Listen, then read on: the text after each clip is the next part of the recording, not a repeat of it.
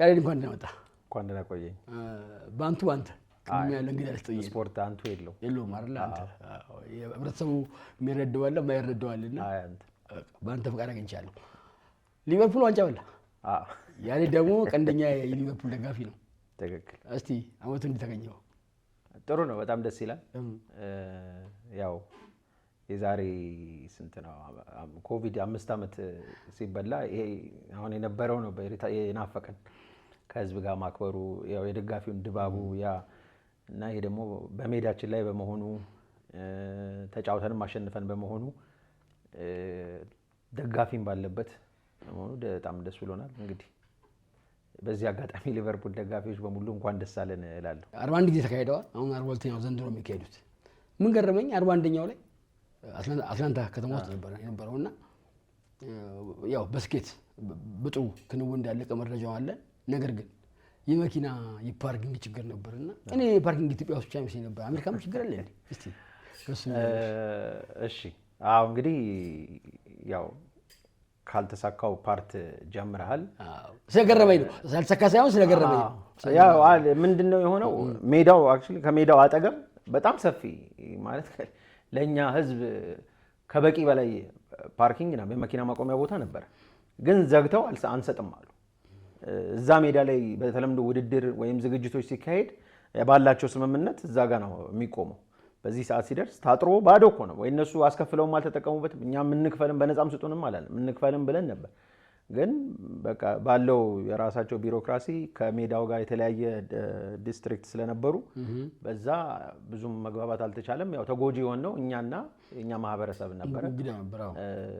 ግን እንደዛም ሆኖ እግዚአብሔር ይመስገን ሰው ከመምጣት ወደ ኋላ አላለም። በተለይ የኢትዮጵያ ቀን በአማረ በደመቀ ሁኔታ ነው ያለፈው። ሳምንቱ ሙሉ እንደዛ መኪና ማቆሚያም ችግር ቢኖርም ሰውም ቢንገላታም ከመምጣት ግን ወደ ኋላ አላለም እና ያው በዚህ አጋጣሚ እቴም ሰውን እንደገና አሁንም በተገኘው እድል በሙሉ ይቅርታም ጠይቀን አመስግነንም ማለፍ እንፈልጋለን። ምክንያቱም ያ ትልቅ ስኬታማ ቀን ነው ለፌዴሬሽኑ። ትልቁ ቀን ያ ነው። የኢትዮጵያነትን የምናስተዋውቅበት፣ ባህላችንን የምናሳይበት፣ ብዙዎችን አንድ ላይ አድርገን የምናሰባስብበት ትልቁ ቀን ያ ነው ከእግር ኳስ ውጪ እና ያ መኪና ማቆሚያ በቂ ያለመኖሩ ሰውን ወደ ኋላ አላስቀረውም። 42ኛው ሲያትል ላይ ፉክክር አልነበረም። 2017 ሲያትል ነበር። ከሆነ ዓመት በኋላ ከ6 ዓመት በኋላ ነው የሚደግመውና ፕሬዚደንቱ የፌዴሬሽኑ ፕሬዚደንት ከሲያትል ነው። ፕሬዚደንታዊ ጫና ነበረ ይሄን ሲያትል ለማድረግ አይ አልነበረም። እንዳልኩ የተለያዩ ከተማዎች ተወዳድረዋል። ባቀረቡት መስፈርት ነው የሚለካው።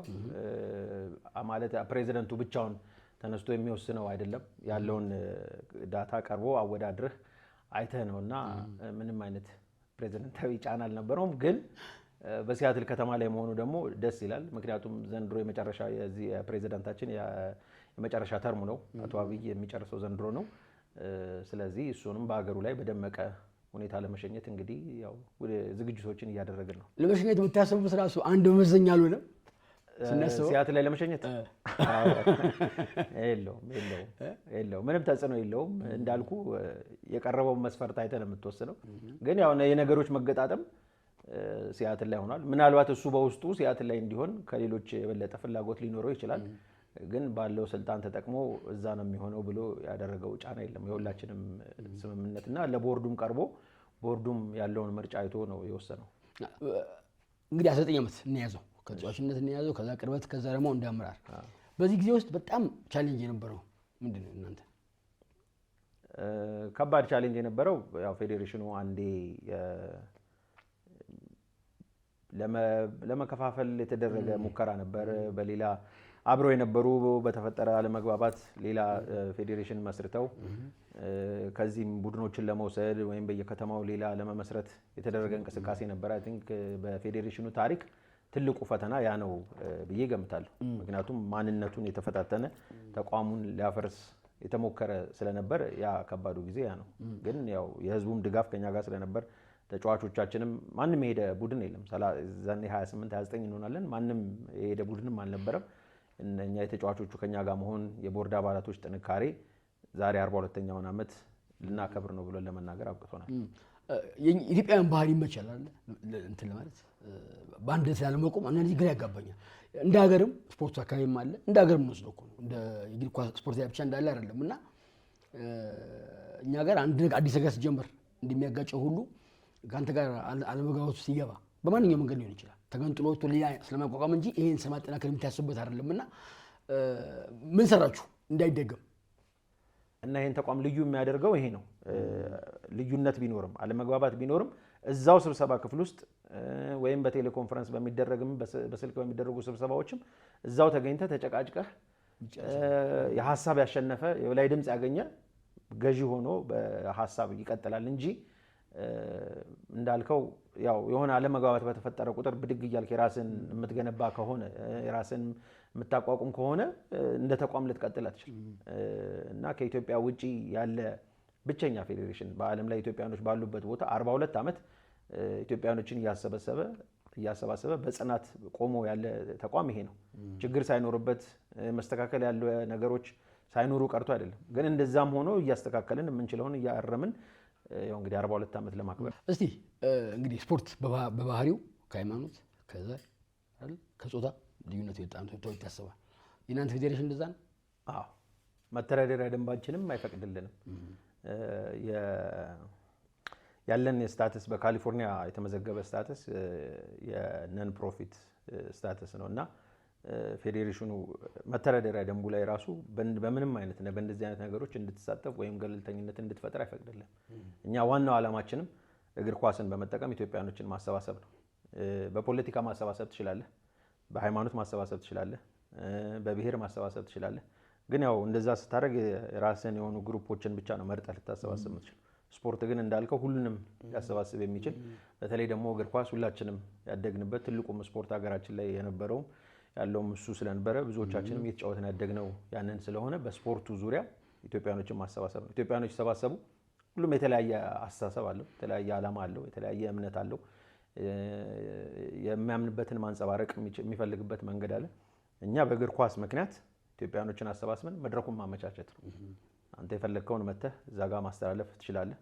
ህግን በመከተል ከፌዴሬሽኑ የሚጻረር ነገር ባለማድረግ ወይም ሌላን የሚነካ ነገር ባለማድረግ ፈለግከውን መልእክት መተህ ማስተላለፍ ትችላለህ። ማን መጣ ለምን መጣ እኛ ያን መስፈርት አስቀምጠን ይሄ ይቻላል አንችልም አንልም። እንዳልኩ የተቀመጡትን የፌዴሬሽኑን ህጎች አክብረህ በተቀመጠልህ መስፈርት ማድረግ እስከቻልክ ድረስ በስፖርቱ ዙሪያ እንዳልኩ ኢትዮጵያኖችን ማሰባሰብ ስለሆነ ኢትዮጵያኖች ስትል ደግሞ ኢትዮጵያኖች ቀለማችን የተለያየ ነው፣ ሀሳባችን የተለያየ ነው። ሁላችንም በተለያየ መንገድ የመጣን ያለንና ያን ደግሞ እዛ ጋር ማንጸባረቅ የምትችልበት መንገዱ ይመቻቻል። ኢትዮጵያ ውስጥ ያለው የአሜሪካ ኤምባሲ አለ። ምን ያህል ነው ድጋፍ ከእናንተ ጋር ያለው? ለምሳሌ እንግዳ ጋብዛችሁ ላይሳካ ሁለቱም እንግዶች ሊቀሩ ይችላሉና በዛው የዘንድሮ ነው ናቸው። ግን በዚህ ደረጃስ ቻሌንጁ ያጋጠማችሁ? ትልቁ ቻሌንጅ ለኛ እሱ ነው። እንዲያውም እኔ አሁን ወደዚህ ስልጣን ወይም ወደዚህ ቢሮ ስመጣ መጀመሪያ ካደረኳቸው አንደኛው ነገር የኢትዮጵያ ውስጥ ያለውን የአሜሪካ ኤምባሲ ኮንታክት አድርጎ መጻጻፍ ነው።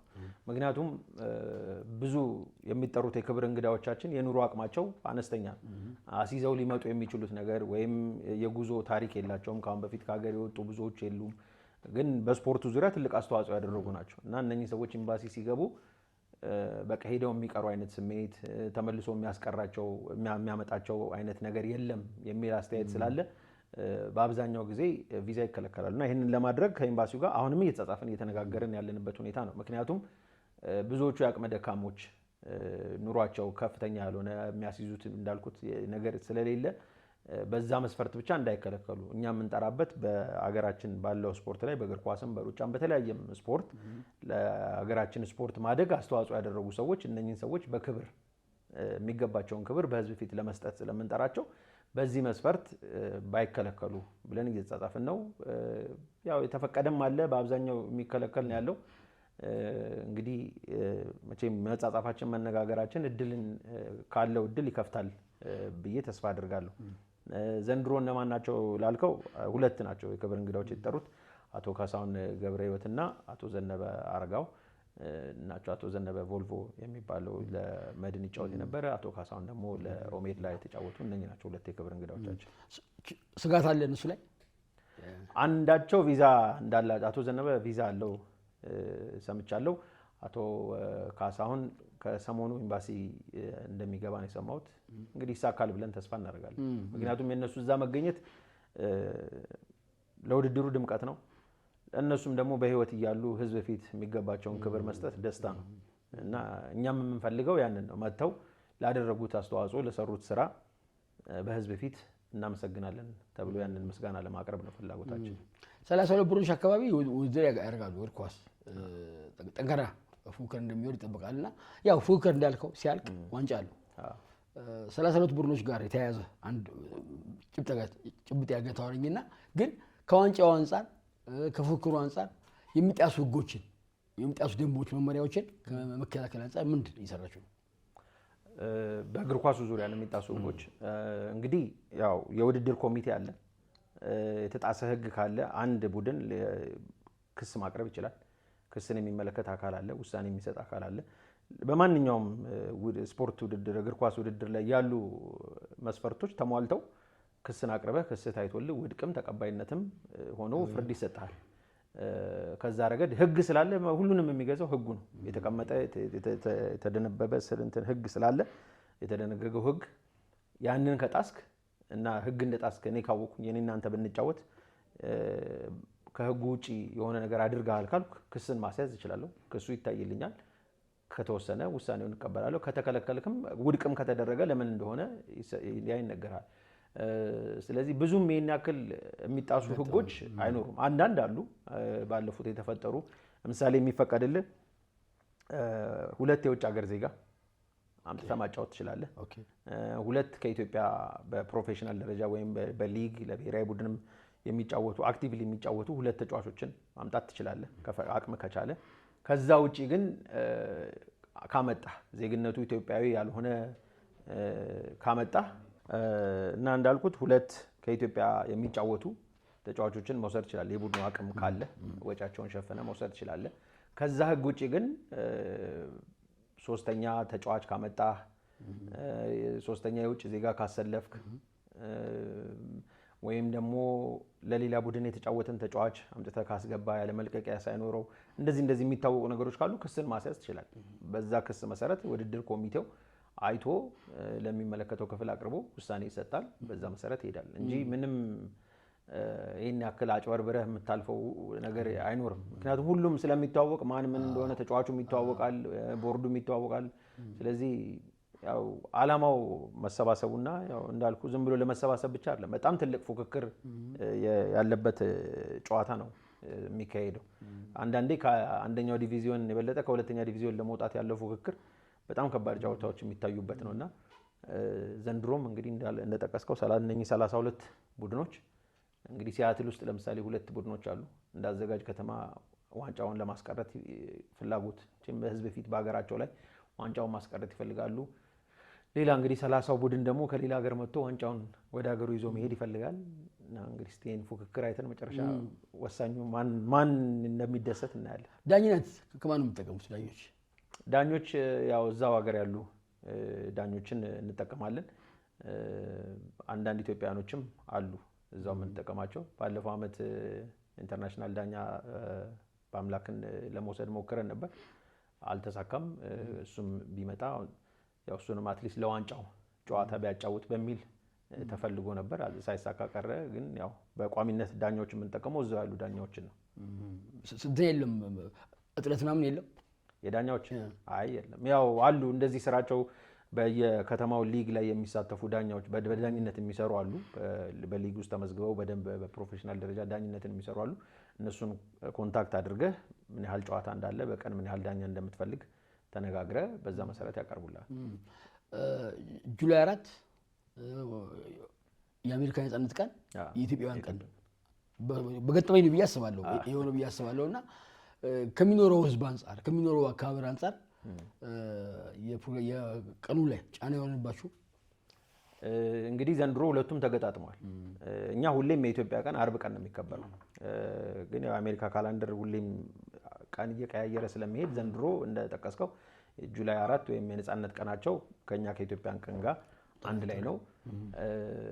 ጫና ሊፈጥር የሚችለው ምንድነው? ያው አንደኛ ስራ አይኖርም፣ ሁለተኛ በትልቁ እነሱም የሚያከብሩት የፋየር ወርክን በማድረግ ወደ ማታ ላይ የሚከበር ስለሆነ ትንሽ ትራፊክ ወደዛ ቦታ ሊጨናነቅ ይችላል። ግን እኛ አድቫንቴጅ አለን ብዬ የምገምተው ደግሞ ምንድነው ጨዋታ የለም። የዛን ቀን ጨዋታ የለም። ሙሉ ለሙሉ የኢትዮጵያ ቀን ፕሮግራም ብቻ ስለሚካሄድ ሰው ቀደም ብሎ ወደ ሜዳ መምጣት ይችላል። የሲያትል አየር ጸባይ ጥሩ ነው። እንደ ሌላው አገር በጣም ሞቃታማ ሆኖ ሜዳ ሄጄ ሙቀቱን አልችለውም የምትለው አይነት አይደለም። እዛ መጥተህ ቬንደሮች ጋር እየተዝናናህ እየበላህ እየጠጣህ እቃዎች የምትፈልጋቸውን እየገበየህ መቆየት ትችላለህ ፕሮግራሙ እስከሚጀመር እና ይህንን ደግሞ ለማህበረሰባችን የምናሳውቀው ነው የሚሆነው ቀደም ብሎ ሰው እንዲመጣ። ምክንያቱም ምን እንደጠቀስኩት ሁለቱም አመት ባሎች አንድ ቀን ስለሆኑ ትራፊክ መጨናነቅ ስለሚኖር ሰው ይህን ታሳቢ አድርጎ ቀደም ብሎ ያው ስራም ስለሌለ ሰው ይህንን ታሳቢ አድርጎ ቀደም ብሎ ይመጣል ብለን እንገምታለን። የኢትዮጵያን ቀን ሲባል ብዙ ጊዜ ያለ ገበያም ይኖራል፣ መገበያየትም ይኖራል፣ የተለያዩ እንትኖች ይኖራል ብዬ አስባለሁ። ማይረሳ ቀን አለ አንተ ይሄን በኢትዮጵያ ቀን ስታከብር በስካውን ቆይታ ማትረሳው የምትገጠመኝ በህይወት የሆነ?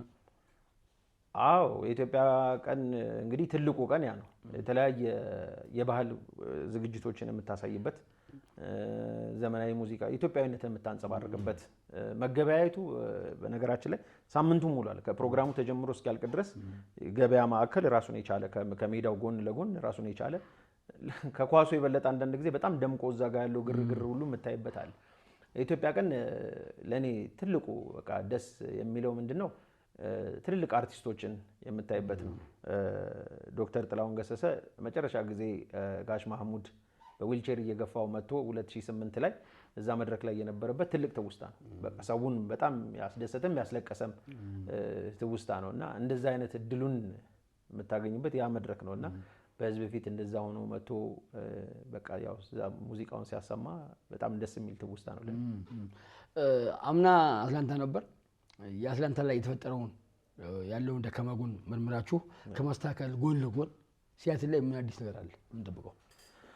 እንግዲህ ሲያትል ላይ ያለው አዲስ ነገር እንዳልከው አሁን አትላንታ የመኪና ማቆሚያ ነው ትልቁ የነበረው ችግር። አሁን ያለፈው ቅዳሜና እሁድ አስተዳደሩ ከዘጠኛችን 7 አስተዳደር ሄደው ነበር ሲያትል ከተማ ላይ ሜዳውን ጎብኝተዋል። የፓርኪንጉን ሁኔታ አይተዋል። መታረም መስተካከል አለበት። ሰው ሲመጣ የሚገባበት ሁኔታ እንዲመቻች፣ በር ላይ መንገላታት እንዳይኖር፣ በፈጠነ ሁኔታ እንዲገቡ መኪና ማቆሚያ የተመቻቸ መኖሩን እነኝን ሁሉ አይተው አጥንተው ፕላን አውጥተዋል። እንግዲህ አሁን በዚህ ሳምንት ደግሞ እንሰባሰባለን። ተሰባስበን ኦኬ የታየው ምንድነው መደረግ ያለበት የሚለው እናወጣለን። በቂ መኪና ማቆሚያ አለ ስቴዲየሙ። ከስቴዲየሙም ዙሪያ ደግሞ እንደዚሁ የህዝብ ማቆሚያዎች የሆኑ በቂ አለና በዛ ረገድ ችግር ይኖራል ብዬ አልገምትም። አንዳንድ መደረግ ያለባቸው ነገሮች አሉ። ለምሳሌ በአጥር ዙሪያ መስተካከል ያለበት ነገር አለ። ይሄንን ለማየት ነው አስተዳደሩ ቀድሞ ሄዶ የነበረው። ይሄንንም አይተዋል፣ ገምግመዋል። ስለዚህ አሁን እስኪደርስ ድረስ ወደ ስራ መግባት ነው። ኦኬ እዚህ ጋር መስተካከል ያለበት የሚባለውን እነኝን ማስተካከል ጉዳይ ነው። እንግዲህ ያው አንዱን አድርገህ ወደሚቀጥለው ስትሄድ ከሰራኸው ስኬት ላይ ለመጨመር ከተሳሳትከው ላይ ለማስተካከል ስለሆነ በፓርኪንግ ዙሪያ በተቻለ መጠን ምንም አይነት ችግር እንዳይኖር ጥረት ተደርጎበት ታሳቢ ተደርጎ በቂ ፓርኪንግ ያለው ቦታ ነው። ከዛም እንዳልኩት ደግሞ በሜዳው ዙሪያም ሌሎች ፓርኪንግ መኪና ማቆሚያዎች አሉ። እንግዲህ ያው ገንዘብ ደግሞ ሲባል ለዚህ ፕሮግራም ደግሞ ዋና አንጓ ተብሎ ይታሰባልና እናንተ እያዋጣችሁ ስፖንሰር ያገኛችሁ ምን ያልገፋችሁ? አሁንስ ያለው የፋይናንስ አቅማችሁ ምን ይመስላል? እንግዲህ ያው መቼም ይሄን ውድድር ለማካሄድ ራሱን የቻለ ብዙ ወጪዎች አሉት። የስቴዲየም ወጪ አለ። ተጫዋቾቻችንን በሙሉ ለእያንዳንዱ ቡድን 5 ሆቴል የሚሸፍነው ፌዴሬሽኑ ነው። ስቴዲየም መከራየቱ አለ። ከዛ እዛ ጋር ለገበያ ማዕከል የሚያስፈልጉ ድንኳኖችን ፌዴሬሽኑ ይከራያል፣ ጄኔሬተርን ይከራያል፣ ዳኛዎችን ትከፍላለህ፣ ሙዚቀኞችን ትከፍላለህ፣ ሳውንድ ሲስተሞችን ትከፍላለህ፣ የመዝጊያ ምሽት ፕሮግራም የሚካሄድበትን አዳራሽ ትከራያለህ፣ ለዛ የሚያስፈልገውን የሙዚቃ እቃዎች በሙሉ ትከራያለህ። ስለዚህ ሁሉ ወጪ አለ እና አንዳንድ ጊዜ ማህበረሰባችን እንደዚህ አይነት ወጪ እንዳለበት ፌዴሬሽኑ ሳያቅ ይመስለኛል አንዳንድ ያው አላስፈላጊ የሆኑ አስተያየቶች ይሰጣሉ። ግን ይህንን ሁሉ ወጪ አድርገን ሰው የሚያው ምንድነው በቃ ስቴዲየሙ ሞልቷል፣ በቃ ብዙ ብር ተሰርቷል፣ ገንዘቡን የታደረጋችሁ ተከፋፈላችሁ ወሰዳችሁ የሚሉ ዝም ብሎ ወቀሳ ይመጣል። ግን አሰራሩ ራሱን የቻለ እንደጠቀስኳቸው እነኚህ በአሁን የመጡልኝ ወጪዎች ናቸው። ትንንሽ ደግሞ አነስተኛ የምትላቸው ተደማምረው ብዙ የሚሆኑ ወጪዎች አሉ። እነኚህን ወጪዎች ለመሸፈን ያው ከአመት ወደ አመት በተቻለ መጠን ስፖንሰሮችን በመፈለግ ከተገኙ ስፖንሰሮች፣ ካልሆነ ደግሞ ያው በትኬት ሽያጭ በድንኳን በማከራየት ከዛ ከሚገኘው ነው የፌዴሬሽኑ ከአመት ወደ አመት የሚንቀሳቀሰው። በነገራችን ላይ 9ኙ አስተዳደር 32 ቡድን ቦርድ አባላት ማንም ተከፋይ የለም። ሁላችንም በነጻና በበጎ ፈቃድ ነው የምናገለግለው። ስፖርቱን ከመውደድ መሰባሰቡን ከመውደድ አገርን ከመውደድ በአገር ምክንያት በኳስ ምክንያት ህዝብን ከማሰባሰብ ያንን ከመውደድ የተነሳ ነው እንጂ ማንም ተከፋይ የለው። እንዲያውም አንዳንድ ጊዜ ኪሳራም ነው የሚሆን። ምክንያቱም ከስራ ሰዓትን ትወስዳለህ፣ ከቤተሰብ ሰዓትን ትቀንሳለህ፣ በስልክ ስብሰባዎችን ታደርጋለህ፣ በአካል ስብሰባዎችን ታደርጋለህ። ከ8 ቀን ከስራ ወጥተህ እዛ ሄደህ ትሳተፋለህ። የኛ ብቻ ሳይሆን ተጫዋቾቹም 8 ቀን ከስራም ከምንም ወጥተው ሲመጡ ይሄ ሁሉ ከገቢያቸው ላይ ሊቀንስ የሚችልን ነገር ነው የሚያደርጉት። ግን ያው የስፖርቱ ፍቅር ስላለ የመሰባሰቡን ፍላጎት ስላለ በዛ ረገድ እነኚህ ለዛ ነው ትልቁ የሚያሰባስበን። በፋይናንስ ደረጃ ባለፈው አመት ብዙ ስፖንሰሮች ከዚህ ሀገር ሪል ስቴቶች ብዙ መጥተው ተሳትፈዋል። ዘንድሮም እንዲሳተፉ ጥረት እያደረግን ነው። አንዳንዶች ጋር ወደ ስምምነት ደረጃ ለመድረስ ያው ጫፎች ላይ ደርሰናል። እንግዲህ ፊርማ እስክትፈራረም መገሌ ነው ብሎ ለመናገር ቢከብድም ስፖንሰሮች ያስፈልጉናል። ስፖንሰሮች እንዲመጡም ጥሪዎችን በተደጋጋሚ ባገኘነው ሚዲያ ሁሉ እናቀርባለን። ስፖንሰሮች እዛ መምጣት በተለይ ሪል ስቴቶች፣ ባንኮች እዛ ላይ መምጣት አድቫንቴጁ ወይም ጥቅሙ ምንድን ነው? ኢትዮጵያኖችን አንድ ቦታ አሰባስበህ ልታገኝ ይችላል። ውጭ ሄደህ ግን ድርጅቴን ላስተዋውቅ ተቋሜን ለህዝብ ጋር ልገናኝ ብትል አንድ ቦታ ብትሄድ ለምሳሌ ዋሽንግተን ዲሲ አካባቢ ብትሄድ ዋሽንግተን ዲሲ አካባቢ ህዝብ ብቻ ነው ልታገኝ የምትችለው። እዛ እንቅስቃሴ አድርገህ ማስታወቂያዎችን አውጥተህ ሆቴል ወጪህን አድርገህ አዳራሽ ተከራይተህ ይሄ ራሱን የቻለ ወጪ ነው። ከዛ ደግሞ ወጥተህ ሌላ ሀገር ስትሄድ ያንኑ ተመሳሳይ የሆነ ወጪ አለብህ። ይህንን ሁሉ ግን ማስወገድ የምትችለው እዚህ ውድድር ላይ ብትሳተፍ ከየትኛውም ቦታ የሚመጣውን ኢትዮጵያዊ አንድ ላይ ልታገኘው ትችላለህ። ምርትህንም ተቋምህንም መሸጥ የምትፈልገውንም ማስታወቅ የምትፈልገውንም በዚሁ አጋጣሚ እዛው በተሰበሰበበት ማግኘት ትችላለህና ስፖንሰሮች ይህንን በመረዳት የተለያዩ ተቋማት እዛ ላይ መጥተው ቢሳተፉ ተጠቃሚ ይሆናሉ ብለን እናምናለን። እኛም በስፖንሰርሺፕ በምናገኘው ውድድሩን ጠንካራ ያደርግልናል፣ ለሚቀጥለውም አመት ብርታትን የሚሰጥ ይሆንልናል። በዛ ደረጃ ነው በፋይናንስ እና በስፖንሰር ያለን። እንግዲህ አሜሪካም ያው አዲስ ፕሬዝዳንት ቀይራለች። አዲሱ ፕሬዝዳንት ዶናልድ ትራምፕ ደግሞ ህጎቻቸው በጣም ውዝግብ እያነሱ ያሉት በአብዛኛው ወደ ሀገር የሚገቡትን ነው ህጉ የሚመለከተው። ግን ይሄኛው ውድድር ላይ ጫና የለው? አገር ውስጥ ያለው ነዋሪው ምንም ችግር አይኖረውም። ከውጭ የሚመጣም ድሮም በሚመጣበት መስፈርት ነው የሚመጣው። አሁንም የሚመጣው ያ ነው። ህጉን አይነካውም እሱ። በቪዚት ቪዛ ያለው ሰው አገር ውስጥ አሜሪካ የቪዚት ቪዛ እስከሰጠችው መጥቶ ገብቶ ለመጣበት ዓላማ ተሳትፎ መሄድ ይችላል። ምንም የሚቀይረው ነገር የለም። መጀመሪያውን ከዚህ ስትሄድ ቪዛ ከተሰጠህ ያው እዛ ያለው ህግ ምንም የሚያግድህ ነገር አይኖርም። ምክንያቱም እዛ ያለው ህግ ነው እዚህ ተግባራዊ የሚሆነው። ስለዚህ ቪዛ ከተሰጣቸው መጥተው መሳተፍ ይችላሉ። አገር ውስጥ ያለው አሁን ከሁለት ቀን በኋላ የሚጸድቅ ህግ አለ። ምንድነው እሱም የመታወቂያ አይነት የተለየ መታወቂያ አለ። እሱን ካላወጣህ በአገር ውስጥ ለመንቀሳቀስ ወይ ፓስፖርትን ማሳየት አለብህ፣ በመታወቂያ ብቻ መንቀሳቀስ አትችልም የሚል አለ። ይህንን ደግሞ ተጫዋቾቻችን እንዲያውቁ ለቦርድ አባላቶች በሙሉ አሳውቀናል። እነሱም በተዘዋዋሪ ለቡድኖቻቸው እንዲያሳውቁ በዛ ረገድ ነው እንጂ ከዛ ውጪ ብዙም ተጽዕኖ የሚኖረው አይሆንም። አትቸገሩም? የቲኬት ጉዳይ ላይ 2 ቀን 3 ቀን ሲቀረው ይመጡባችሁና ቀድሞ የሚመዘገቡ የኦንላይን ምዝገባ ሳልነበረ እንዴት ነው ያደርጋችሁት? የምዝገባው ማለት ላይ የሚመጣው የተሳታፊው የሚመጣው ተሳታፊ አስቀድሞ ለምሳሌ ሳምንቱን ሙሉ ላይ የሚመጣ ሰው የዋጋ ቅናሽ ያለው የሳምንት መግቢያ ፓስ አለ። እሱን ኦንላይን ላይ ገብተው ተመዝግበው ማግኘት ይችላሉ። አንዳንድ ሰው ደግሞ ሳምንቱን ሙሉ ስለማይመጣ ያንን በገዛ ጥቅም የለውም። ስለዚህ 2-3 ቀን ብሎ ያው በምትፈልገው ቀን በመጣህ ቁጥር የዛን ቀን ትኬት እየገዛ መግባት ትችላለህ። ኦንላይን ላይም ገዝተህ መግባት ትችላለህ። በትኬት ደረጃ ብዙም ችግር የለውም። እኛ እንዲያውም ሰው እንዲያደርግ አድቫንስ ቢገዛ ቀድሞ ቢገዛ ትኬቶችን በር ላይ ያለውን ሰልፍ መጥቶ ከመሰለፍ ከመጨናነቅ ይቀንሳል። ምክንያቱም ቀድመ ከገዛ የኦንላይን ትኬት መግቢያ ለብቻው የተመቻቸ ተደርጎ በዛ ረገድ ትኬት በር ላይ ለመግዛት መሰለፍ የለብህም። ትኬትን ይዘህ መጥተህ መግባት ትችላለህ። ብዙ ጊዜ ውድድሩ ደመቅ የሚለው የመጨረሻ 3 እና 4 ቀናቶች ናቸው። ከሮብ ከሐሙስ፣ አርብ፣ ቅዳሜ ያለው የመጨረሻ 3 ቀናት በጣም ደማቅ ይሆናል። ምክንያቱም ከሚካሄድበት ከተማ ነዋሪ ውጪ ሌላው ወደ ለረፍት የሚመጣው እነኚህ 3-4 ቀናት ነው አመቻችቶ የሚመጣው እና ዘንድሮ እንዳልኩ አርብ ቀን ስራ ለመኖሩ ደግሞ ሰው ከሐሙስ ጀምሮ ከውጭ የሚመጣው መምጣት እድል ይኖረዋል። ስለዚህ ቁጥሩም ከፍ የገቢውም የተመልካቹ ቁጥር ከፍ እያለ የሚሄደው የመጨረሻ 2-3 ቀናቶች ነው። የኢትዮጵያ ቀን እንዳለ ሆኖ የዋንጫው ጨዋታ ሐሙስ ከሮብ ጀምሮ ሞቅ ያለ ይሆናል። ከዛ በፊት የከተማው ነዋሪ ነው በአብዛኛው የሚመጣው ጨዋታውን ለማየት ለመዝናናት። ወደ ምሽት ላይ ነው ከስራ በኋላ የሚመጣው። እንደዛ ስለሆነ ብዙም ችግር አይፈጥርም። ግን በር ላይ ያለውን ጭንቀት ግርግሩን መሰለፉን ለማስወገድ አስቀድመው ቲኬቶችን በኦንላይን ቢገዙ ይጠቅማል ብለን እንገምታለን። የመጨረሻ ጥያቄ ሊሆን ይችላል። እንደ ማህበር እንደ ፌዴሬሽን የኢትዮጵያ የስፖርት ፌዴሬሽን አይደል በሰሜን አሜሪካ ተደራሽነቱ በአሜሪካ ብቻ ሲሆን ሌላ ሀገር አውሮፓ ሀገር ያሉት ኢትዮጵያኖችን አይመለከትም። እነሱን የማሳተፍ እንትኑ ልኩ እንዴት ነው? በሰሜን አሜሪካ ነው ስሙ ራሱ የሚለው። ሰሜን አሜሪካ አሜሪካን ብቻ ሳይሆን ካናዳም፣ ሰሜን አሜሪካ፣ ሜክሲኮም ያው ሰሜን ኖርዝ አሜሪካ ናቸው እነሱም እና በሰሜን አሜሪካ የተባለው ከካናዳ ወንድሞቻችን እህቶቻችን የመጡ ስለሚሳተፉ ካናዳ የሚመጡ 2 ቡድኖች አሉ፣ ከቶሮንቶ እና ከካልጋሪ የሚመጡ ውድድሮችም ካናዳ ከአሁን በፊት ተደርገው ያውቃሉ። እና እንግዲህ አሁን ፌዴሬሽኑ በአሜሪካና በካናዳ ነዋሪዎች መካከል ያለ ነው። የዩሮፕ ለሚለው ዩሮፖች ራሳቸው የቻለ ፌዴሬሽን አላቸው። በየአመቱ እነሱም የሚያደርጉት ውድድር አለ። በዛ እንዲበረቱ እንዲቀጥሉ እንደግፋለን።